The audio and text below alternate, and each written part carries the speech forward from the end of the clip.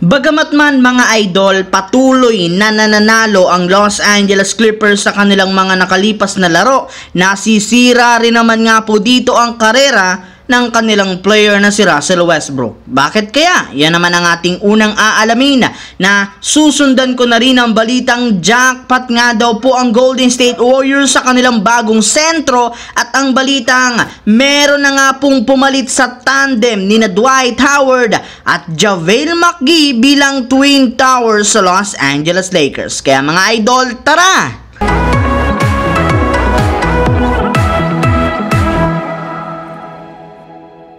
Ang videong ito mga idol ay hatid sa inyo ng Aurora Game, isang play-to-earn mobile app na kung saan pwede kang kumita habang nag-e-enjoy ka. Maraming mga games dito mga idol gaya ng Color Game na alam kong siguradong mananalo kayo. Dragon versus Tiger na simple lang pipili ka lang kung Dragon ba o Tiger ang mananalo. Meron ding Toss a Coin na alam kong alam nyo na at marami pang iba. Sobrang dali lang mag-register, gamit lang ang iyong mobile number, hintayin ang verification code at gumawa ng password. Madali lang din mag-cash in at pag panalo, cash out agad gamit ang iyong GCash account. Kaya ano pang hinihintay nyo mga idol?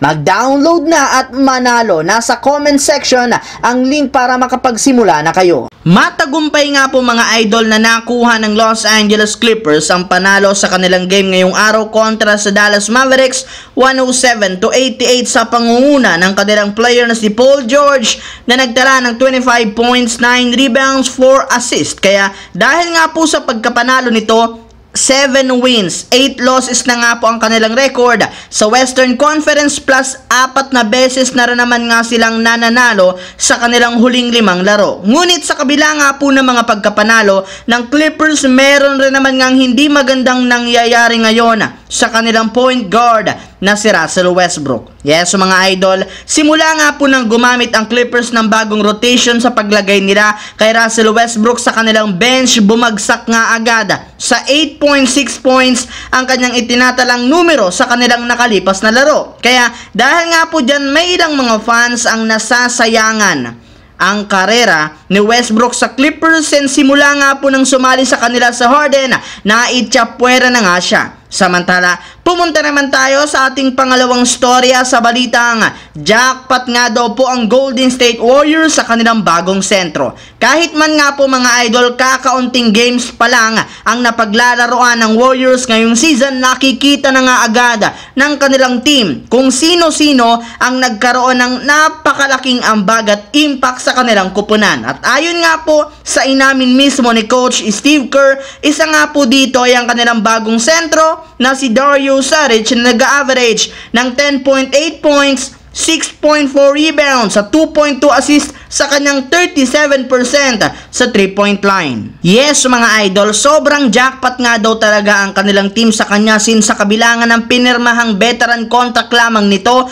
ngayong season, sobrang laki nga po ng impact niya sa kanilang mga pagkapanalo. Kaya dahil nga po sa kanya at sa mga ginagawa nitong plays ay mas nakakagalaw nga po ng maayos ang kanyang teammates sa loob ng court. Ang kaso lamang, dahil nga maganda ang ipinapakita nito, imposible na rin naman na mapanatili nila ito sa darating na off-season since inaasahan na nga po na bibigyan siya ng mas malaking kontrata sa ibang kupunan na posibleng magka-interes sa kanyang serbisyo. Habang dito naman tayo dumako sa ating huling storya sa balitang meron na nga pong pumalit sa tandem ni Dwight Howard at JaVale McGee sa Los Angeles Lakers. Naibalita ko nga sa inyo, isa nga po ang Lakers sa mga problemadong kupunan sa kanilang mga players dahil sa pagtatamo ng iba't ibang mga klaseng injury sa kanilang mga katawan. Katulad na lamang ni Rui Hachimura, Gabe Vincent, Cam Reddish at si Jared Vanderbilt. Ngunit sa kabila nga po ng pagiging sobrang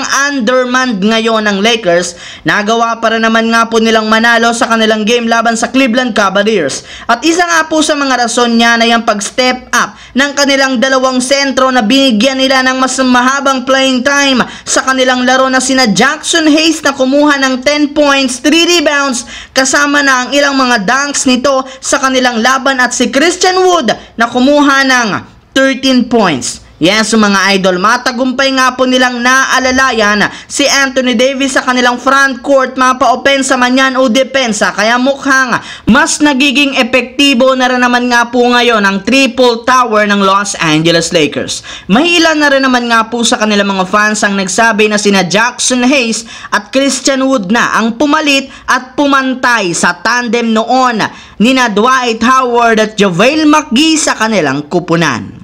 So yun lamang mga idol ang ating bagong balita ngayon na ating pinag-usapan dito sa aking YouTube channel. Once again, this is your J-Zone TV. Huwag kalimutang mag-like at syempre mag-subscribe na rin, pindutin ang notification bell sa aking channel para lagi kayo maging updated sa mga videos na pinapalabas ko. Shoutout sa lahat ng solid na laging nakaantabay dyan. Maraming salamat mga idol.